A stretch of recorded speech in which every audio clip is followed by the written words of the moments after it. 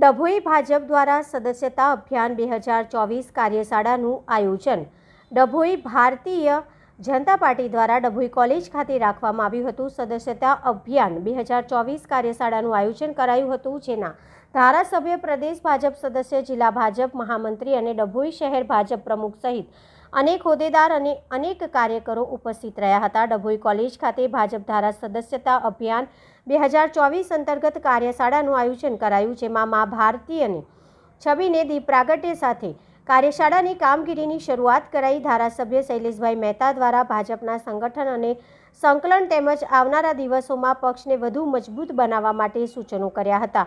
ડભોઈ વિધાનસભા મત વિસ્તારમાં વધુ સભ્યો બનાવવા સમજ આપી હતી। જિલ્લા મહામંત્રી ડોક્ટર બીજે બ્રહ્મભટ્ટ દ્વારા ભાજપમાં વધુને વધુ યુવાનોને સદસ્યો બનાવી પક્ષ અને સંગઠનને મજબૂત બનાવવાનું જણાવ્યું હતું, જ્યારે ભાજપની કામગીરી અનેક વિકાસ ગાથાને આગળ વધારવા અને પક્ષને મજબૂત કરવા સદસ્યતા અભિયાનને સફળ બનાવવાની હાકલ કરી હતી।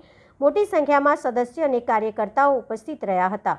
જનતા પાર્ટી દ્વારા સદસ્યતા અભિયાનની શરૂઆત કરવામાં આવી રહી છે, તેના સંદર્ભમાં કેવી રીતે સદસ્ય બનવાનું, એ ઓનલાઈન હોય કે ફોર્મ ભરીને, એ સમજ આપવા માટે આજે ડભોઈ ખાતે ડભોઈ તાલુકા અને ડભોઈ નગરના તમામ ચૂંટાયેલા પ્રતિનિધિઓ, સંગઠનના પ્રતિનિધિઓ અને આગેવાનો, આ તમામની એક બેઠક કાર્યશાળાના રૂપે અહીંયા આગળ રાખવામાં આવી હતી, જેમાં જિલ્લાના મહામંત્રી ડૉક્ટર બ્રહ્મભટ્ટ સાહેબે વિગતવાર સદસ્યતા અભિયાનની સમજ આપી છે।